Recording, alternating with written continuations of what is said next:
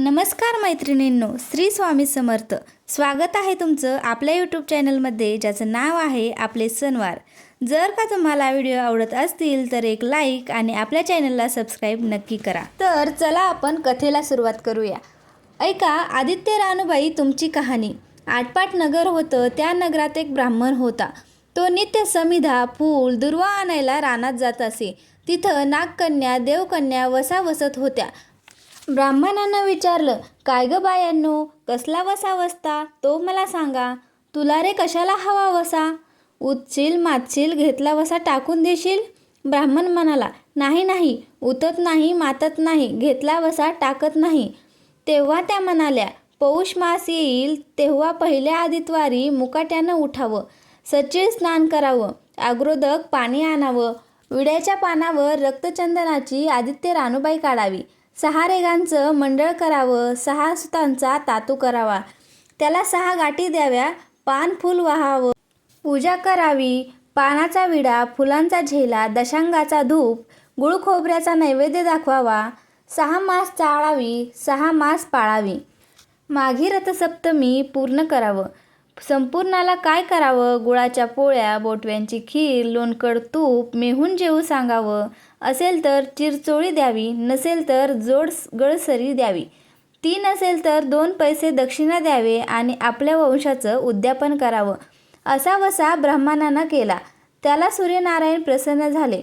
भाग्यलक्ष्मी आली. तेव्हा राजाच्या राणीने ब्राह्मणाला बोलावणं धाडलं. ब्राह्मण जाते वेळेस भिवू लागला, कापू लागला. तेव्हा राजाच्या राणीनं सांगितलं, भिवू नका, कापू नका, तुमच्या मुली आमच्या इथे द्या. आमच्या मुली गरिबाच्या, तुमच्या घरी कशा द्याव्या? दासी कराल, बटकी कराल. राणी म्हणाली, दासी करीत नाही, बटकी करीत नाही, राजाची राणी करू, प्रधानाची राणी करू. पौष महिना आला. ब्राह्मणानं लगीन करून मुली दिल्या.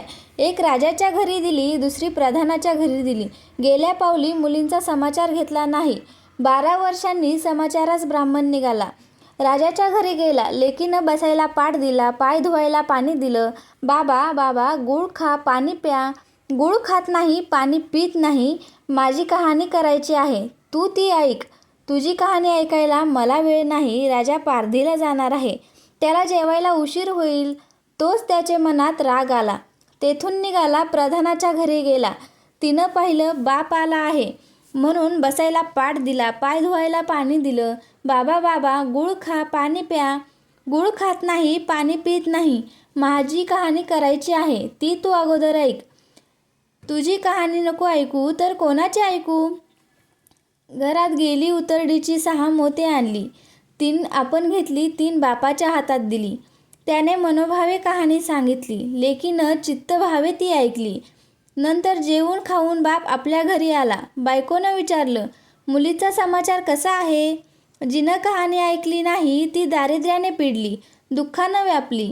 राजा मुलखावर निघून गेला. जिनं कहाणी ऐकली ती भाग्यानं नांदत आहे. इकडे दरिद्री जी झाली होती तिनं आपल्या लेकाला सांगितले, मावशी घनघोर नांदत आहे, तिकडे जाऊन काही दिलं तर घेऊन ये. पहिल्या आदितवारी पहिला मुलगा उठला. तळ्याच्या पाळी जाऊन उभा राहिला. अगं अगं दासींनो, तुम्ही दासी कोणाच्या? आम्ही दासी प्रधानाच्या. प्रधानाच्या राणीला जाऊन सांगा, तुमच्या बहिणीचा मुलगा आला आहे. कसा आला आहे? तळ्याच्या पाळीला उभा राहिला आहे. परसदारानं घेऊन या. परसदारानं घेऊन आल्या. नाऊ माकू घातलं, पितांबर नेसायला दिला, जेवू खाऊ घातलं, कोहळा पोखरला, होन मोहरा भरल्या, वाटेस आपला जाऊ लागला. तो सूर्यनारायण माळ्याच्या रूपानं आला. हातीचा कोहळा काढून नेला. घरी गेला. आईनं विचारलं, काय रे बाबा, मावशीनं काय दिलं? देवे दिलं, कर्मानं नेलं. कर्माचं फळ पुढं उभं राहिलं. मावशीनं दिलं होतं पण सर्व गेलं. पुढं दुसऱ्या आदितवारी दुसरा मुलगा गेला. तळ्याच्या पाळीत जाऊन उभा राहिला. अगं अगं दासींनो, तुम्ही कोणाच्या दासी? आम्ही दासी प्रधानाच्या. प्रधानाच्या राणीला निरोप सांगा. त्यांनी सांगितला. मग प्रधानाच्या राणीनं त्याला घरी नेऊन नाहू मागू घातलं, पितांबर नेसायला दिलं, जेवू खाऊ घातलं, काठी पोखरून होना मोहरांनी भरून दिली. बाबा ठेवू नको, विसरू नको, जतन करून घरी घेऊन जा म्हणून सांगितलं. वाटेत सूर्यनारायण गुराखाच्या रूपाने आले. हातची काठी ओढून घेतली. घरी गेला. झालेली गोष्ट राणीला सांगितली. दैवे दिले ते कर्माने सर्व नेले. पुढे तिसरी आदितवारी तिसरा मुलगा गेला. तळ्याच्या पाळी उभा राहिला. त्यालाही पहिल्यासारखंच प्रधानाच्या घरी नेऊन नाहू माखू घातलं, पितांबर नेसायला दिलं, जेवू खाऊ घातलं, नारळ पोखरून होन मोहरांनी भरून दिला. ठेवू नको विसरू नको म्हणून सांगितलं. घरी जाताना विहिरीत उतरला. तो गडबडून विहिरीत पडला. घरी गेला. आईनं विचारलं, काय रे बाबा, मावशीनं काय दिलं? आई ग, मावशीने दिलं, पण दैवाने ते सर्व नेलं. पाचव्या आदितवारी आपण उठली. तळ्याच्या पाळी उभी राहिली. दासीनं तिचा निरोप तिच्या बहिणीला सांगितला. बहिणीनं तिलाही परसदारांना घरी नेलं, नाऊ माखू घातलं, पाट दिला बसायला. प्रधानाची राणी आदितवाराची कहाणी करू लागली. काय वसा करतेस तो मला सांग. बहीण म्हणाली, अगं अगं चांडाळनी, पापीनी, बापाची कहाणी ऐकली नाहीस म्हणून तुला दरिद्र आलं. राजाच्या राणीनं विचारलं, काय करायचा वसा, कसा करायचा तो मला सांग. बहिणीच्या घरी राहिली. पौष मास आला. सांगितल्याप्रमाणे सूर्यनारायणाची पूजा केली. इकडे राजाला भाग्य आलं. राजानं बोलावू धाडलं. मावशी मावशी, तुला छत्र आली, चांबरं आली, पाईप आले, परवर आले. मला रे पापिणीला छत्र कोटली, चांबरं कोटली, पाईप कोटले, परवर कोटले. बाहेर जाऊन दाराशी बघतात तो राजा बोलावू आला आहे. राजा आला तशी घरी जायला निघाली. एकमेकींना बहिणी बहिणींनी आहेर केले. वाटेनं जाऊ लागली. पहिल्या मजले स्वयंपाक केला. राजाला वाढलं, मुलांना वाढलं, आपलं पान वाढून घेतलं. तो कहाणीची आठवण झाली. करा रे हाकारा, पिटा रे डांगोरा, नगरात कोणी उपाशी आहे का याचा शोध करा. तुझ्या बाईची कहाणी ऐकून मला काय फळ, माझं पोट भरलं पाहिजे असे म्हणून तो राणीकडे आला. तशी 6 मोते राणीनं घेऊन 3 त्याला दिली, 3 आपल्या हाती ठेवली. मनोभावे कहाणी सांगितली. चित्ते भावे त्यानं ऐकली. त्याची लाकडाची मोळी होती ती सोन्याची झाली. तो म्हणाला, बाई बाई, कहाणी ऐकल्याचं एवढं फळ, मग वसा घेतल्याचं काय फळ? काय वसा आहे तो मला सांगा. तुला रे वसा कशाला हवा? उतशील मातशील, घेतला वसा टाकून देशील. नाही नाही, उतत नाही मातत नाही, घेतला वसा टाकीत नाही. तेव्हा वसा सांगितला. पुढं दुसऱ्या मजलेस गेली. स्वयंपाक केला. राजाला वाढला, मुलांना वाढला, आपण पान वाढून घेतलं. तेव्हा कहाणीची आठवण झाली. करा रे हाकारा, पिटा रे डांगोरा, नगरात कोणी उपाशी आहे का याचा शोध करा. उपाशी नाही, काही नाही. माळ्याचा मळा पिकत नाही, विहिरीला पाणी लागत नाही, असा एक माळी चिंतेनं बसला आहे. त्याला हाक मारली, आमच्या बाईची कहाणी ऐक. तो आला. राणीनं 6 मोते घेऊन 3 आपण घेतली, 3 माळ्याला दिली.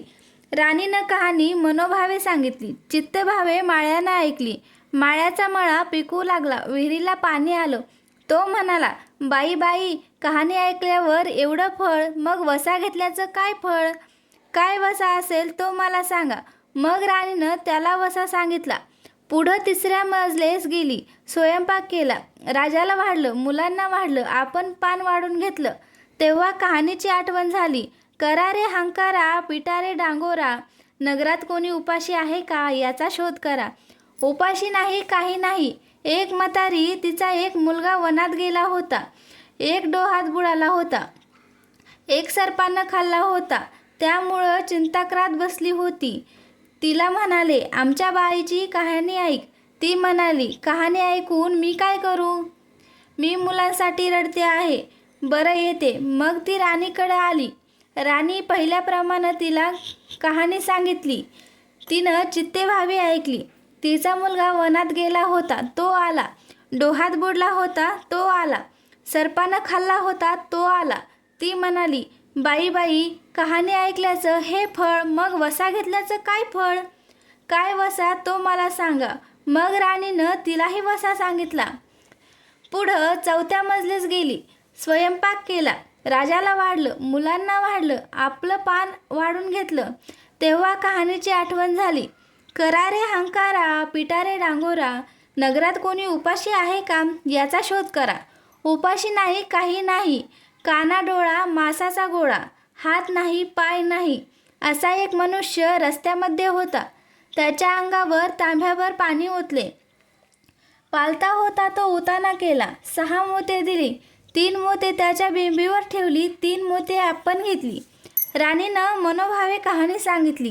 ती त्यानं ऐकली. त्याला हातपाय आले, देह दिव्य झाला. तो म्हणाला, कहाणी ऐकल्याचं एवढं फळ, मग वसा घेतल्याचं काय फळ? काय वसा आहे तो मला सांगा. मग राणीनं त्याला वसा सांगितला. 5व्या मुक्कामाला घरी आली, स्वयंपाक केला. सूर्यनारायण जेवायला आले. 7 दरवाजे उघडले, लोहगंगाळं पाणी तापवलं. पडरस पक्वान्न जेवायला केली. सूर्यनारायण भोजनाला बसले. त्यांना पहिल्या घासात केस लागला. ते म्हणाले, अगं अगं, कोणत्या पापिणीचा केस आहे?